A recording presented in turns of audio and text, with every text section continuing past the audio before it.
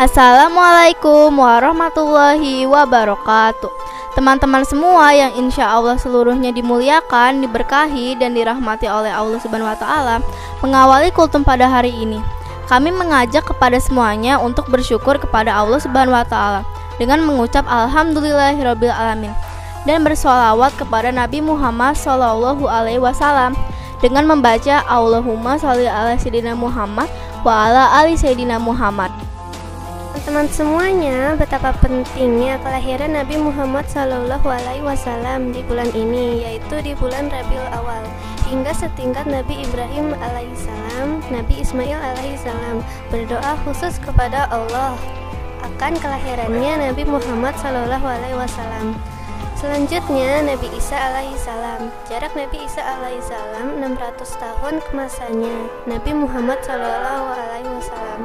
Di 600 tahun sebelum masa kelahiran Nabi Muhammad SAW ini terabadikan informasinya dalam Al-Quran di Quran Surat Asy-Syaff ayat 6 yang menyampaikan berita gembira kepada umatnya. Kita bisa bayangkan teman-teman, nabinya belum lahir tapi sudah menyampaikan berita gembira kelahiran kepada umatnya 600 tahun sebelum kelahirannya. Wa mubasysyiram bi rasuli yati mim badismuhu Ahmad.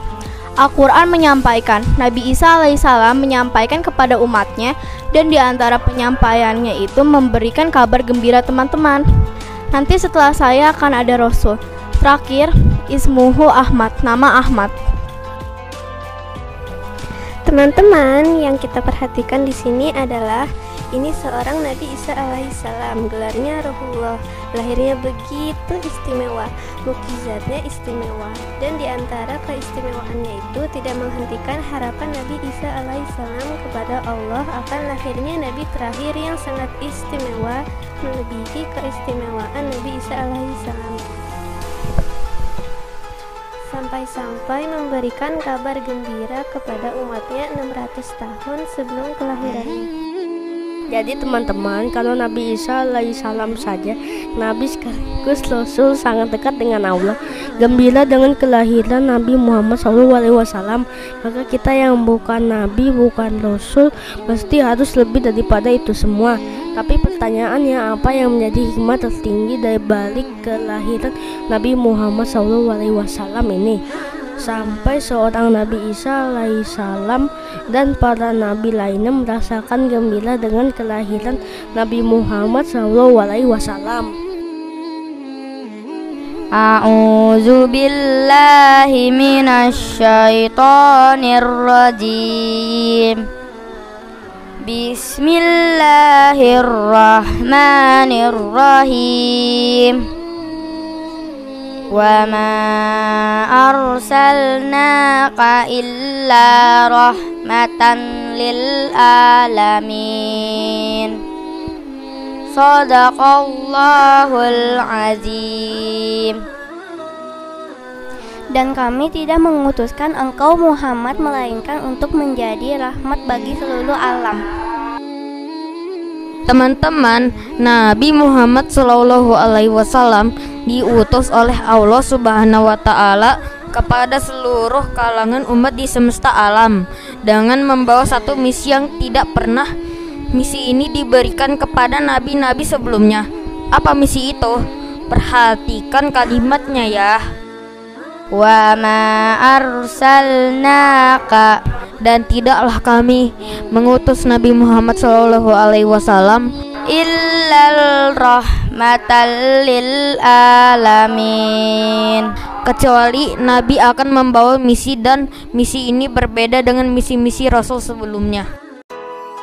Teman-teman, kalau Rasul sebelumnya hanya membawa misi-misi risalah, ada rahmat, ada dakwah, ada risalah, ada ibadah, ada akhlak. Tapi kalangan dan jangkauannya terbatas loh. Nabi Nuh, Nabi Lut untuk daerah tertentu saja. Nabi Ibrahim diutus bukan untuk semua kalangan makhluk di bumi. Nabi Ismail tidak, Nabi Ishak tidak. Nabi Isa juga hanya untuk sekitaran Palestina saja. Berbeda dengan nabi lainnya, Nabi Muhammad SAW Wasallam, Nabi ketika diutus tidak ada masa batasan di dalamnya. Kita bayangkan teman-teman, saking pentingnya misi ini, Allah memberikan satu misi yang tidak ada batas, tidak ada sekat, tidak ada batasan wilayah ataupun negara. Semua masa, bahkan setiap masa berganti, tetap risalahnya berlaku untuk Nabi Muhammad SAW. Pertanyaannya teman-teman, apa yang penting dibalik risalah ini sampai Nabi diutus dengan istimewa untuk seluruh umat sampai dengan hari kiamat? Pertama, kata Allah, tidaklah saya berikan misi yang istimewa ini kecuali misi pertamanya sebagai rahmat untuk seluruh alam. Jadi saking pentingnya kelahiran Nabi ini, hikmah pertama dari kelahirannya sampai didoakan para Nabi dan disebut-sebut oleh Nabi sebelumnya. Kata Al-Quran adalah: 1. Sebagai rahmat untuk seluruh alam. 2. Meneladani sikap dan ucapan Rasulullah SAW. 3. Melanjutkan perjuangan Rasulullah SAW. 4. Memperbanyak sholawat kepada Nabi Muhammad SAW. Teman-teman sekalian, semoga di hari Jumat ini Allah turunkan kekuatan takwa kepada kita dan Allah memberikan kemudahan dalam sisa kehidupan kita di dunia ini. Dan semoga dengan berkahnya di bulan kelahiran Nabi ini senantiasa kita semua diberkahi oleh Allah, dibimbing oleh Allah, diberikan taufik dan mendapatkan rahmat Allah, agar kita semua mendapatkan syafaat Rasulullah, sehingga kita semua selamat di dunia dan akhirat dan dapat berpulang kepada Allah dalam keadaan husnul khotimah. Amin ya robbal alamin. Hikmah Maulid Nabi Muhammad SAW dalam Al-Quran adalah: yang pertama, Nabi diutus sebagai rahmat untuk seluruh alam. Yang kedua, meneladani sikap dan ucapan Rasulullah. Yang ketiga, melanjutkan perjuangan Rasulullah.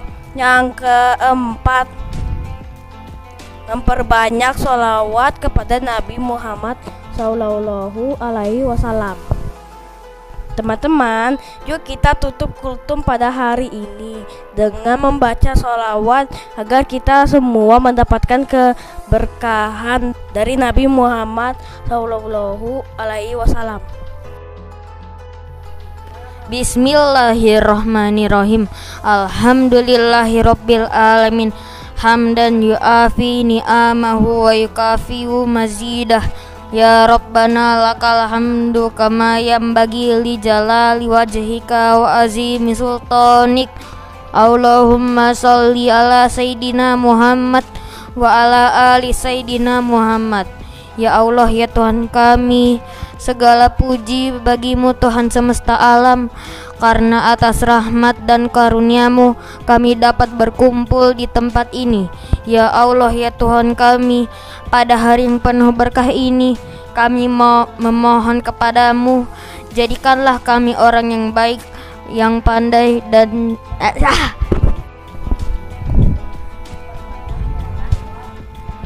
jadikanlah kami orang yang pandai bersyukur atas nikmat dan anugerah yang telah Engkau limpahkan kepada kami. Ya Allah, ya Tuhan kami, ampunilah dosa-dosa kami, dosa orang tua kami, dosa guru kami, dan dosa para pemimpin kami, dan jauhkanlah kami dari segala sifat yang tidak Engkau ridhoi. Ya Allah, ya Tuhan kami, terimalah segala permohonan kami.